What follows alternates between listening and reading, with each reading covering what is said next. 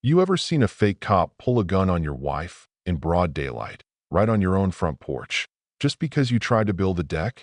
Yeah, that actually happened. This woman, standing there in a crisp uniform that probably cost more than my car, pressed her service weapon right to Camila's temple, my wife, and sneered, "You're going to tear down that deck today, Camila, or you'll regret ever moving here." Let me tell you, the way she said it, I felt my blood freeze. What she didn't know was my wife had spent 14 years teaching federal agents at Quantico how to disarm threats exactly like her. And in less than 4 seconds, Detective Sloan Blackwood was about to learn why you never, ever point a gun at someone who trains America's best to survive when it matters most. Now, before I get to how Camila dismantled this woman's whole scam, and yeah, there's a multi-state conspiracy coming. Let me say something personal.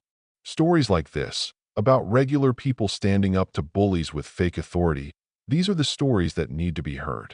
If you've ever felt powerless when some wannabe cop tried to throw their weight around, you know what I mean. Drop a comment below if you've ever been there. Hell, even just hit like if you think these stories matter. Maybe you've got your own battle scars from HOA nightmares, or worse. I'd love to hear them.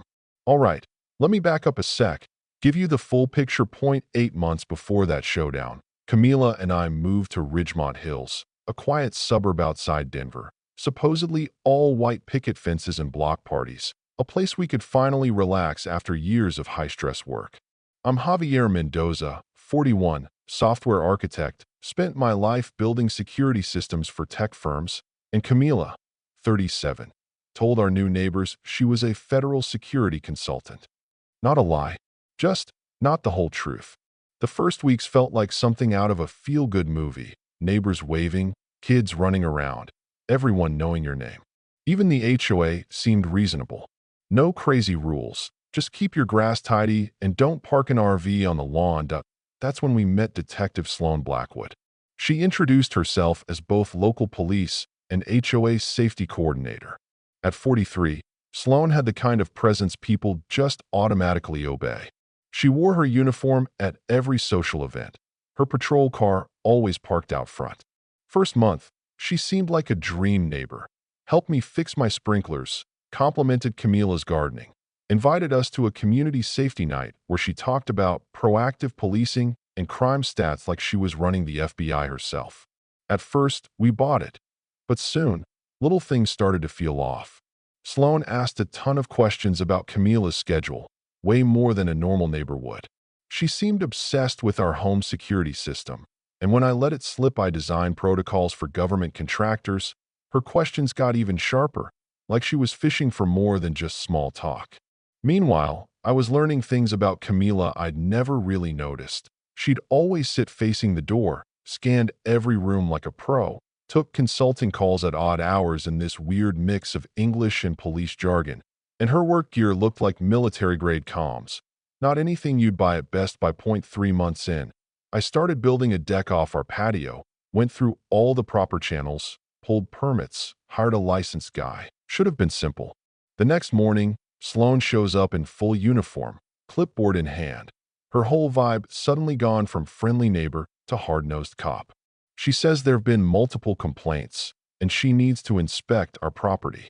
She rattles off a bunch of HOA rules, even whips out a thick binder of regulations I've never seen, complete with highlights, legal codes, all of it looking very official. I felt cornered. I mean, how do you argue with a cop on your own front porch? Camila joined halfway through. She watched Sloan with this sharp, almost predatory focus, asked for the names of the so-called Architectural Review Board, wanted to see the actual covenants and restrictions, even pressed about grandfathering provisions. Sloan bluffed, said the board was anonymous for their own safety, and told us to stop work until she'd reviewed our case. That night, Camila spent hours on her laptop, digging into Colorado property law, making calls to friends she claimed specialized in community association disputes.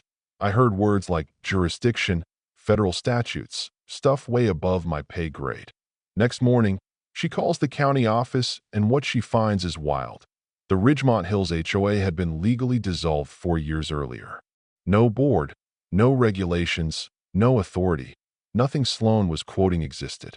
Meanwhile, my contractor tells me someone had called the city building department pretending to be HOA, trying to revoke our permit, and whoever it was, they knew things only someone with inside access would know. It was getting scary. Later that day, Sloan returned with two supposed HOA enforcers in security uniforms, badges, tablets, the whole 9 yards.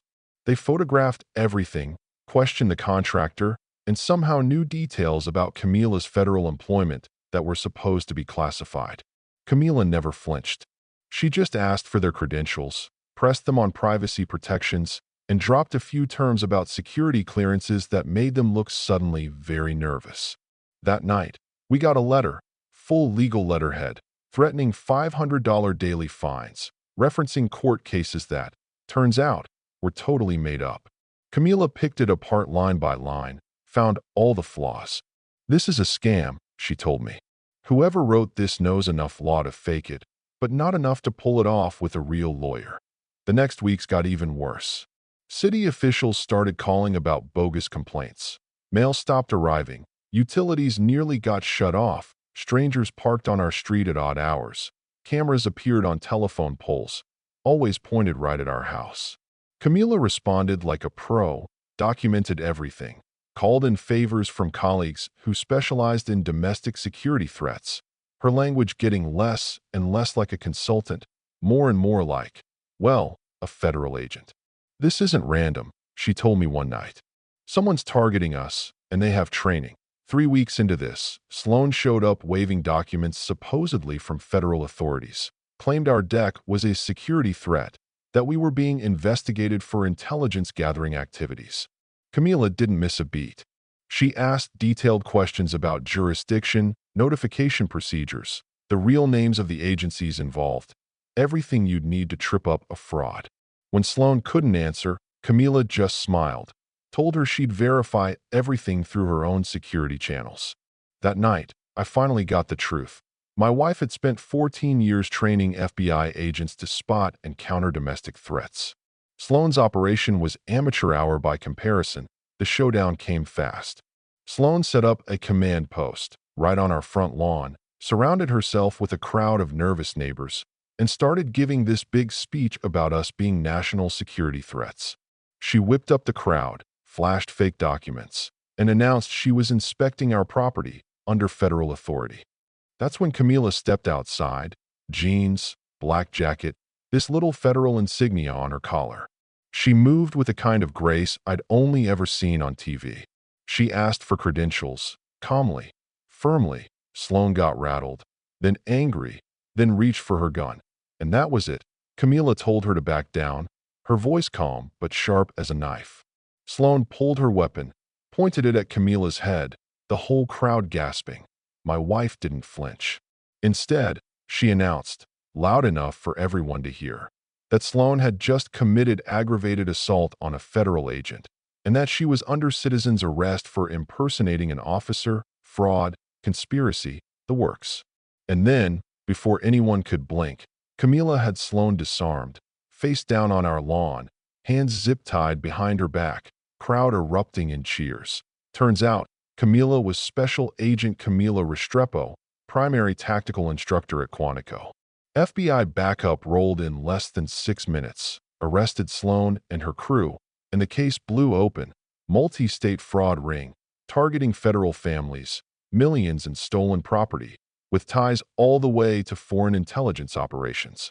Our story made headlines, led to new laws protecting government workers, and Ridgemont Hills became the safest, most vigilant neighborhood in Colorado. Camila's training is now mandatory at the FBI, and that infamous deck? Still standing, stronger than ever. A reminder that sometimes the quietest people have the most dangerous skills. But the truth is, authority isn't about a badge or a gun. It's about standing up for what's right, even when it's terrifying. And sometimes, all it takes is one person refusing to be intimidated to bring a whole criminal empire crashing down. So let me ask, what would you have done? Have you ever faced down fake authority, or been bullied by people who thought you'd never fight back? Drop your story in the comments. Let's talk about where real justice starts, and how we, together, keep our communities safe.